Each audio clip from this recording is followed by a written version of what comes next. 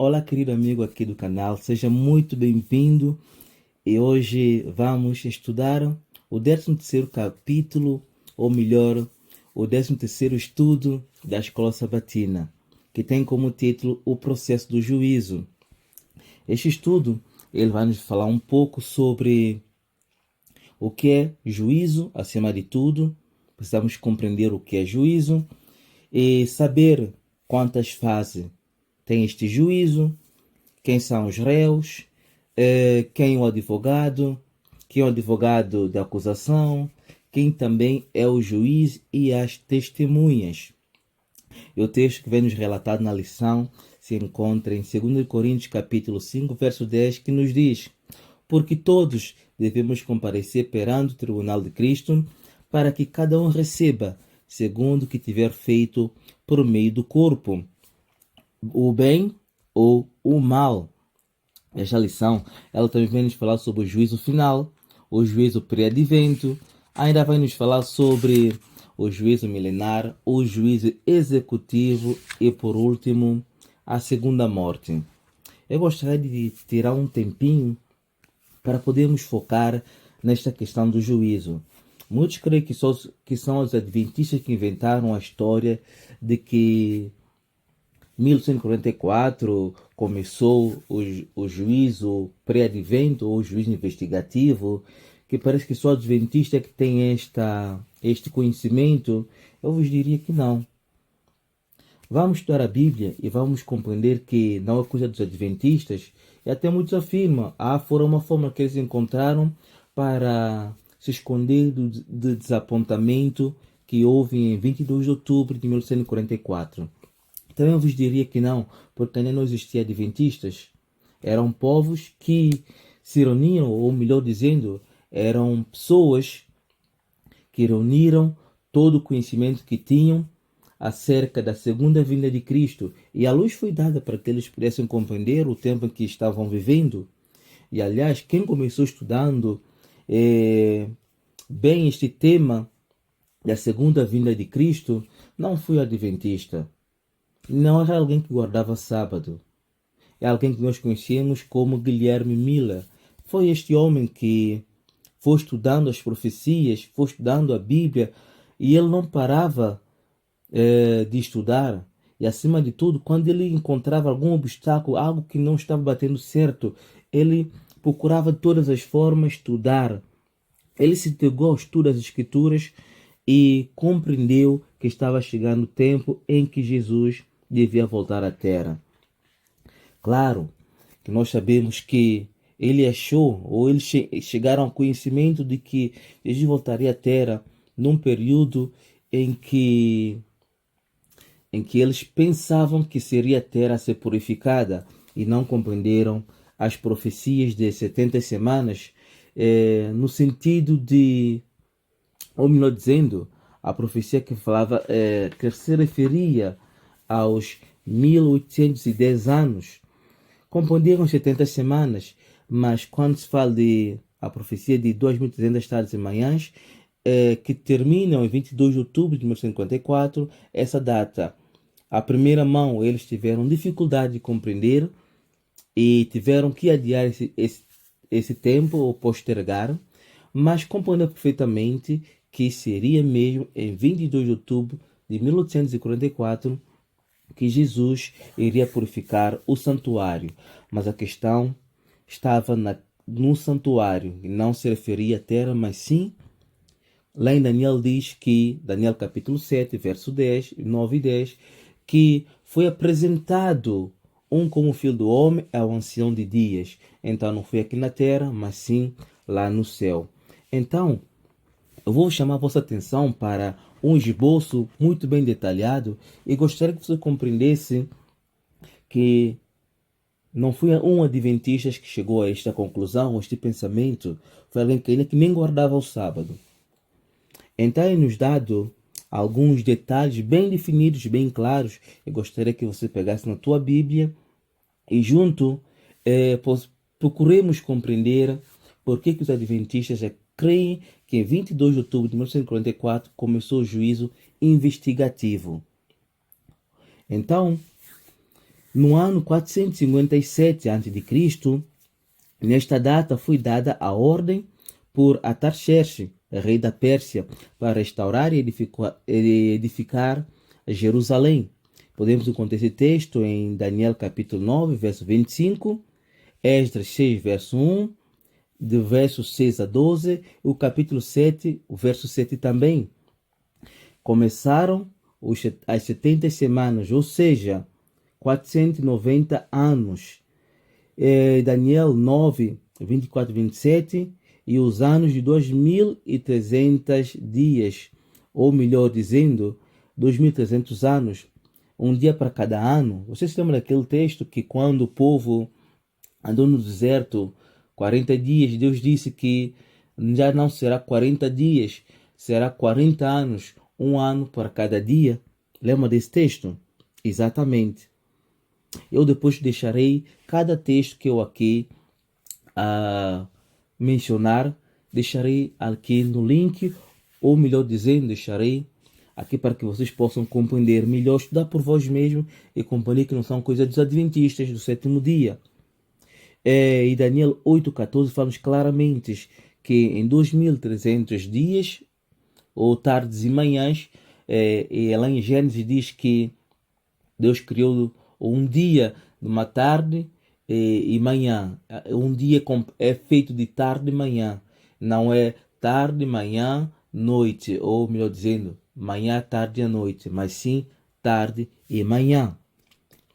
Podemos encontrar esse texto no livro de Gênesis, capítulo 1. Muito bem.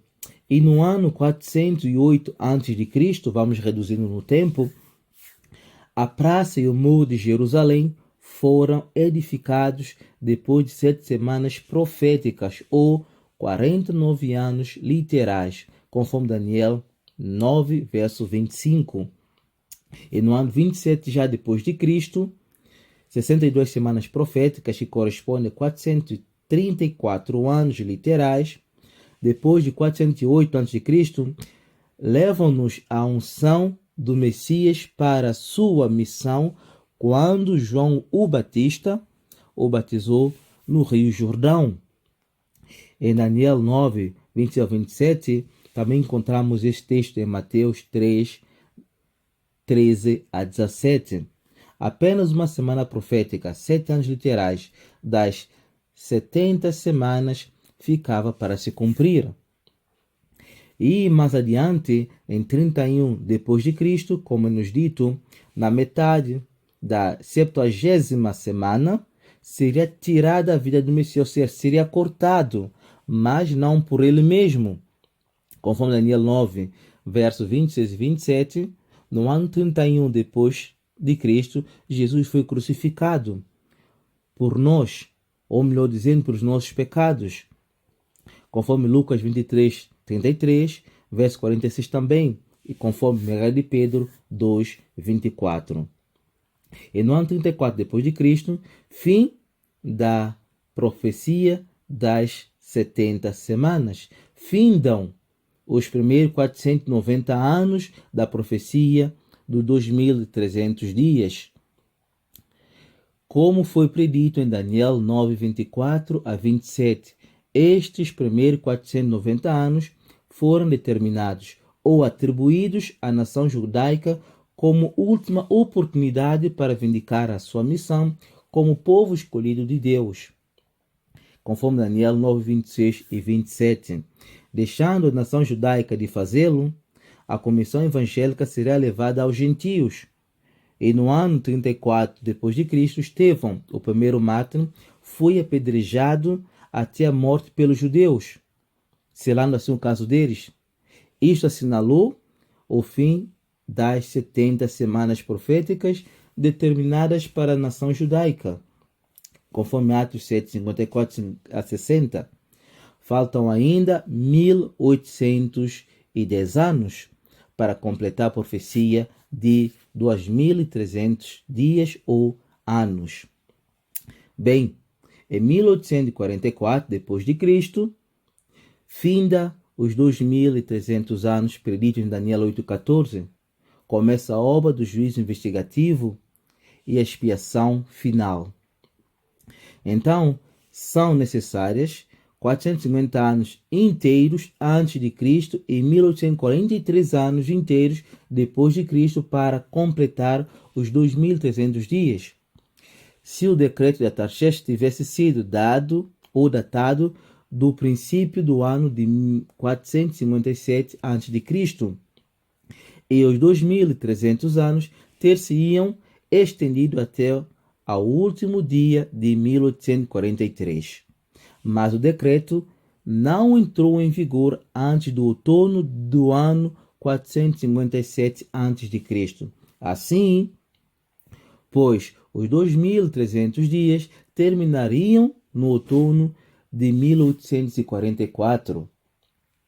Creio que vocês possam compreender este tema, porque não é um estudo apenas dos Adventistas do sétimo dia, e não são apenas eles que creem nisso. Se vocês forem estudar passo a passo os textos aqui mencionados, compreenderão assim como os Adventistas compreendem. 457 a.C. a 408 são 7 semanas, ou são 48 anos.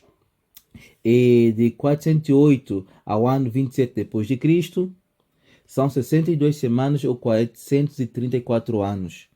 E do ano 27 depois de Cristo a 34, uma semana ou 7 anos. E depois nós temos 34 depois de Cristo a 1844, correspondente a 1810 anos. É nesse período que começa o juízo investigativo. E a nossa lição, agora avançando um pouco na nossa lição, na parte de segunda-feira, vai nos falar um pouco sobre o juízo final. Como ele é feito. Aqui temos uma pergunta narrada na parte da lição que diz: como é que Cristo apontou para os conceitos de condenação e de vindicação no juízo final? Como compreendemos esses textos? Mateus 25, versos 31 a 46 e João 5, 21 a 29. O que Cristo quis nos apresentar com estes textos aqui, quando ele vier nas nuvens dos céus e ele, com os seus anjos, não é, dará ordem, ele dará ordem aos seus anjos que vão unir todos os seus servos, todos os seus filhos, ou melhor dizendo, todas as criaturas. E vamos ler alguma parte desses textos para nós ficarmos a compreender como será o processo do juízo e por que em 2 Coríntios Paulo diz que todos nós estaremos ante o tribunal de Cristo. Olha o que o texto aqui nos diz, é Mateus 31 a 46. Vou ler só no início para que vocês possam compreender. O texto começa dizendo assim: e quando o Filho do Homem vier em sua glória e todos os anjos com ele, então se assentará no trono da sua glória.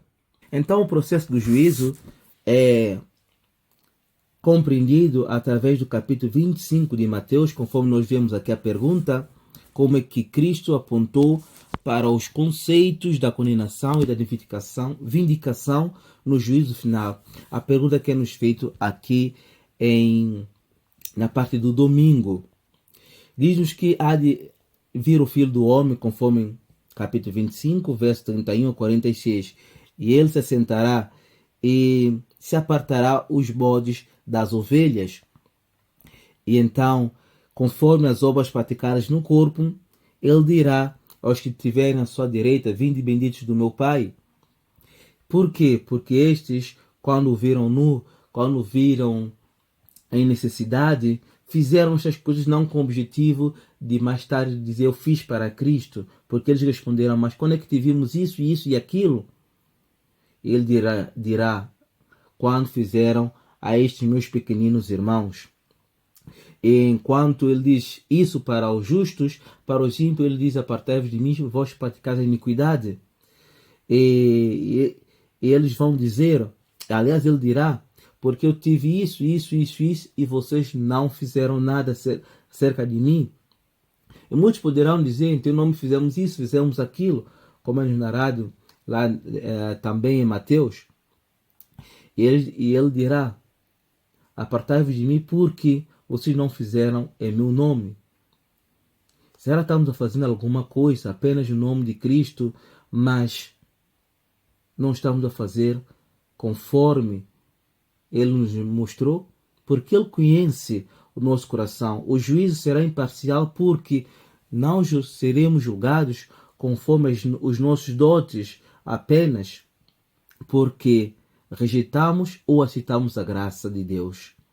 É a parte crucial da nossa lição, que nós compreendamos que o juízo ele será imparcial, porque o juiz é justo. É justo o juiz. Então, sendo ele justo, retamente será feito um julgamento justo para todos quantos serão apresentados diante dele. E é interessante que a pergunta que é feita é como será feita a condenação e a vindicação. Então, a própria lição nos responde mostrando que será assegurada a cada um a parte que cabe conforme as ações praticadas no corpo. Esta é a questão bastante importante para nós. Precisamos compreender isso, porque não se trata de um julgamento em que Deus simplesmente vai fazer o que Ele bem quer. Não. Ele responderá ou dará a cada um segundo o que tiver feito no corpo. Muito bem. O juízo final, ele também terá uma parte que se chama o juízo pré-advento. O que é esse juízo pré-advento? Como tivemos ver há pouco tempo, em Daniel capítulo 9, se assentou o juízo. E em Daniel capítulo 8 diz que o juízo seria começaria, né? 2.300 tardes de manhã, o juízo seria feito. Então, nós como Adventistas sétimo dia, nós cremos que o juízo começou em 22 de outubro de 1844.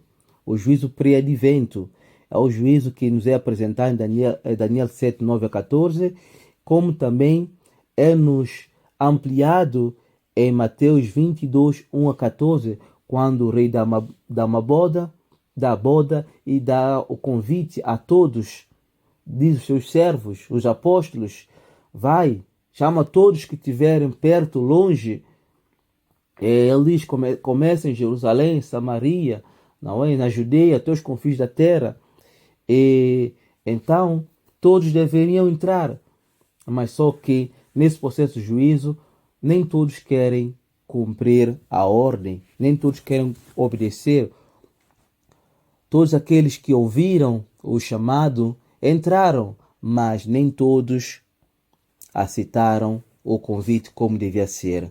Nem todos quiseram vestir a justiça de Cristo.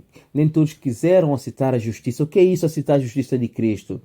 Crer que Cristo é suficientemente, a sua morte na cruz é suficientemente para nos purificar, para nos capacitar a obedecer os seus mandamentos, porque não é pelo nosso poder que nós obedecemos os mandamentos de Deus. E nesse período em que Cristo veio à terra, morreu, subiu ao céu, ascendeu, conforme Atos, ele ascendeu aos céus e nesse momento intercede por nós, está decorrendo um juízo. Esse juízo é tratado como juízo investigativo, um juízo antes do segundo advento de Cristo. E ali nomes é colocado, nomes são retirados ali no livro da vida.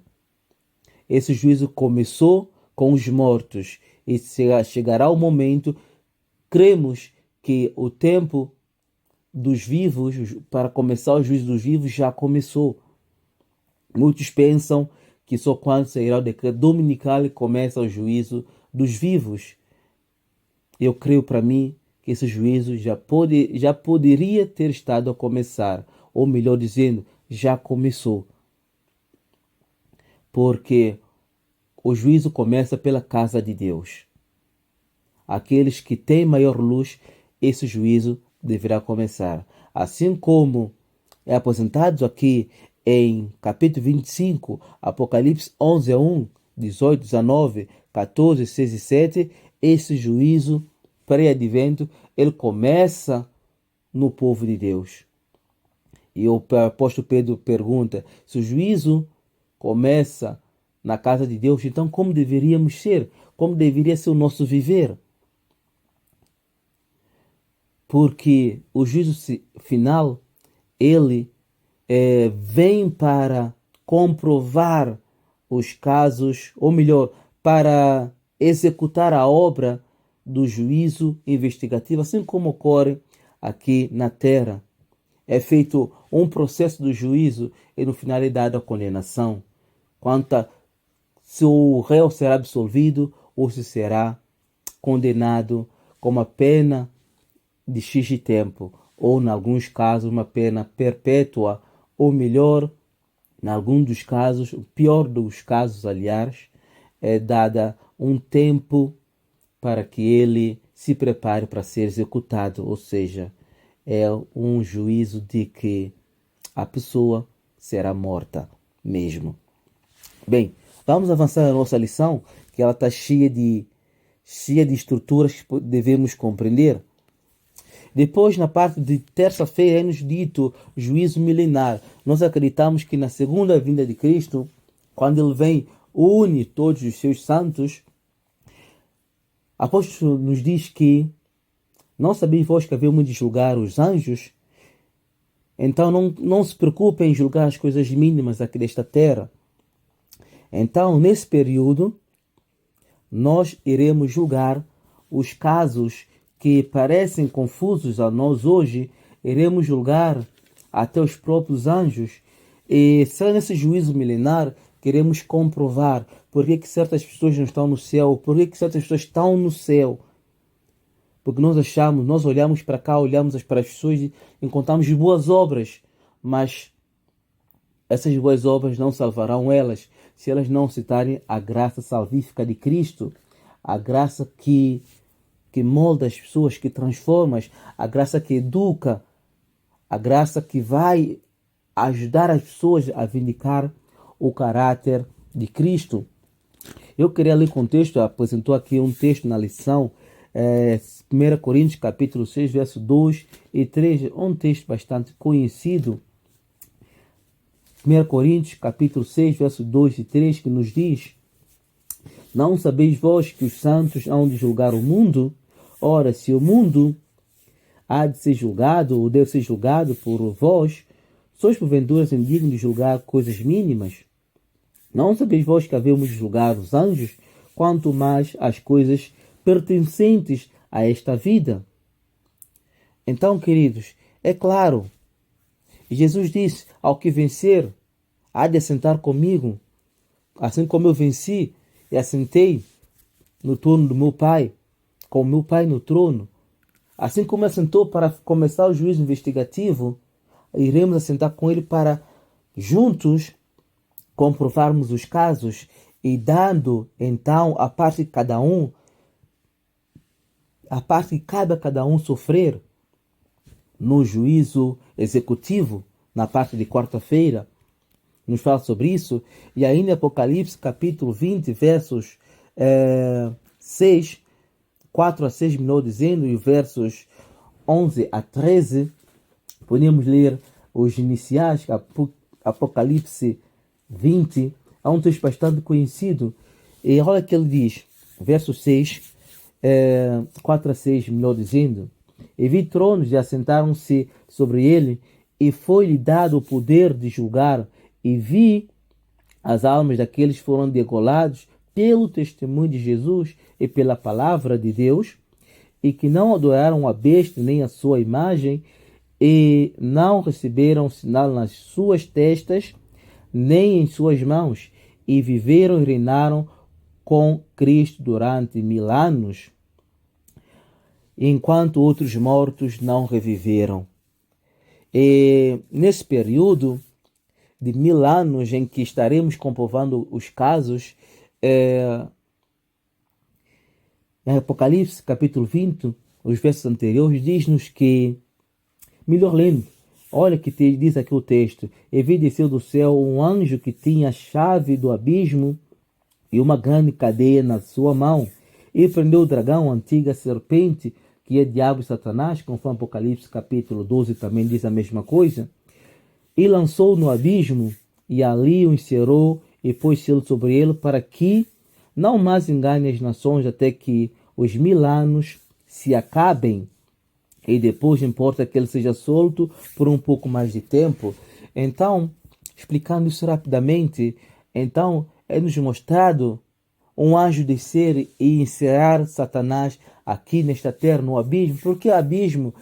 Abismo se refere a um estado da terra, um estado caótico, num estado de convulsão, porque na segunda vinda de Cristo haverá muitos tremores de terra, inundações, a terra irá entrar em convulsão, e também podemos compreender que muitos vulcões serão ativos nesse período e será espalhada por toda a terra corpos dos ímpios, e ali será a morada de Satanás durante 1000 anos. Ele não terá espaço para ir além desta terra, simplesmente será circunciso, ou seja, ele será aqui preso, e nesse período ele poderá parar para pensar na vida, pois não terá ninguém para tentar mais.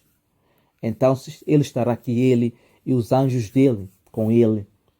Ele será circunciso, ou melhor, será preso durante 1000 anos. E nesse período de 1000 anos serão julgados os casos. E nesse período também se comprovarão todos os casos, e dada a parte que cada um deve sofrer. É interessante nós entendermos isso, porque assim que finda os 1000 anos, a cidade santa desce na parte de quarta-feira e é feito o juízo executivo. Então, nesse período é dada uma oportunidade para que eles compreendam por que eles não fizeram parte dos santos. Eles mesmos compreenderão que eles não tiveram interesse na salvação, ou simplesmente rejeitaram a graça que fora dada por Deus. Eles rejeitaram, não quiseram saber da graça, acharam que a sua justiça é suficiente para a salvação deles. Assim como aquele homem que simplesmente rejeitou a vestidura ou as vestes nupciais que o rei tão graciosamente concedeu, como é nos apresentado em Mateus 22, versos 1 a 14. Precisamos compreender esses pormenores, porque eles ajudam-nos a compreender o que a lição quer nos tratar. No juízo executivo, ou juízo de aniquilação, juízo final, como é muitas vezes chamado, o juízo final na terra ocorrerá ao final do milênio, quando os ímpios serão ressuscitados. Eles se reunirão para atacar a cidade santa de Deus, atacar Deus, porque eles acham que o número ali é menor. E no livro Grande Conflito, nos primeiros escritos da senhora Ellen G. White, melhor dizendo, é-nos mostrado que nesse período todos serão ressuscitados, desde Caim até o último ímpio que desceu à sepultura. E até mesmo os que transpassaram a Cristo novamente serão ressuscitados para receber a sua retribuição final. E nesse período que dessa cidade santa, rapidamente narrando, ela diz que Cristo, descendo com a cidade, vai parar numa parte, no Monte Sinai. E nesse período é ressuscitado todos os mortos ímpios, e eles verão a cidade santa. E Satanás mais uma vez fará sua obra de engano, levará o povo a crer que foi ele quem os ressuscitou dos mortos, e simplesmente vai convencê-los para que possam tomar a cidade santa, porque o número ali dentro é menor do que deles. Ali haverá homens enormes, gigantes, homens de guerra, homens como poderia dizer, como Caim, como aqueles gigantes que viveram antes do dilúvio, como Golias, entre outros mais, homens guerreiros mesmo fortes, e aqueles que viveram no tempo de guerra. Todos eles se unirão para atacar a cidade santa. E Deus, tão graciosamente, vai dar eles oportunidade de ver por que eles não fazem parte dos que estão na Cidade Santa. Então, dará a oportunidade de eles verem como, aliás, quando começou o grande conflito, Satanás poderá ver mais uma vez o tempo em que ele estava no céu, tão graciosamente, tão feliz, amoravelmente servia a Deus. Ele contemplará todo o desfecho das cenas do grande conflito até aquele instante. Eles verão a oportunidade que foi dada a cada um deles. Cada esforço feito para a salvação dos ímpios vai ser visto. Cristo, aqueles 33 anos que ele passou aqui neste tempo, 33 anos e meio, que ele foi ensinando, foi instruindo, o tempo que ele foi entregue, como nós vimos no início, e depois, como foi morto, depois foi ressuscitado, foi levado ao céu, o tempo do juízo, eles vão ver todos esses pormenores até aquele instante. Eles compreenderão que realmente a justiça de Deus é justa. Mas será tarde esse reconhecimento. E eles lançarão para tomar a cidade santa, e nesse período é descido fogo do céu e enxofre e consome cada um. E cada um, como já vimos no juízo comprovatório, a cada um vai sofrer a parte que deve sofrer, uns mais rápidos do que os outros, assim como a palha queima mais rápido do que um tronco, ou leva mais tempo a dissolver uma rocha ou um metal, assim também será parte de cada um. E nesse período, o único que sofre mais é Satanás, porque ele levará o pecado de todos, assim como no típico, lá no juízo, no dia de Yom Kippur, ou melhor, no dia da expiação, é lançada a sorte sobre 2 bodes, e um deles é chamado bode de Azazel. Ele leva o pecado de todo o povo, e pela mão de um homem é levado para o deserto, e é solto ali para ser devorado pelas bestas feras do campo. Então, esse bode de Azazel é símbolo de Satanás, que levará o pecado de todos os justos, todos os pecados confessados. E também, nesse caso, Satanás levará seus próprios pecados. Então, ele levará muito tempo a ser destruído. Enquanto ainda existir uma palha a ser queimada, nós vimos na outra lição, enquanto existir alguma coisa do corpo dos seres para ser queimado, a sensação do sofrimento é proporcional a todo o corpo, até que se apague, até que se consuma tudo. Então assim é feito a execução do juízo final, que nos chamamos de a segunda morte. E nessa segunda morte não haverá mais palha, não haverá mais nada. Enquanto o fogo consome a terra, enquanto o fogo consome os ímpios, vai purificando também a terra. E nós temos vários textos que falam sobre isso. Malaquias capítulo 4, verso 1, Apocalipse 20, 14 e 15, Apocalipse 21, verso 8. E é-nos dito que o fogo é o fogo eterno. Mas que fogo eterno é esse? É o fogo que tem a consequência eterna. Não quer dizer que continuará queimando. Vai queimar até que todo o material é destruído. Por isso, a sua consequência é eterna, porque não mais se levantará o pecado pela segunda vez. Não mais se ouvirá voz de clamor, voz de pranto. Não mais angústia, não mais dor. Tudo isso será passado. Tudo se consumirá. Cabe a mim e a ti decidir de que lado nós queremos estar. Cabe a mim e a ti decidir entrar na Cidade Santa, ou cabe a mim decidir permanecer aqui. Porque a graça de Cristo é suficiente para vindicar o caráter de Deus, e ao mesmo tempo que vindica o caráter de Deus também purifica-nos de todos os nossos pecados e nos dá a parte que nos cabe de viver eternamente com Ele. Essa mensagem que nós devemos levar ao mundo, uma mensagem de que nós somos testemunhas de Deus para vindicar o seu caráter, porque Satanás levantou aquela acusação de que é impossível obedecer a sua lei. E Cristo veio com a carne humana, com as mesmas paixões que nós e vindicou o caráter de Deus. E todos quantos fazem parte dos santos também vindicarão o caráter de Deus, porque a morte de Cristo os capacita, porque Cristo está no lugar santo nesse momento intercedendo por nós, para que seus santos anjos possam nos segurar, possam nos proteger e o Espírito Santo nos selar para o dia da redenção. Que Deus te abençoe. E se tiver alguma dúvida naquilo que nós aqui falamos e foi dito na lição, escreva no comentário e que possamos assim juntos mais e mais compreender a vontade de Deus. Que Deus te abençoe no nome de Jesus.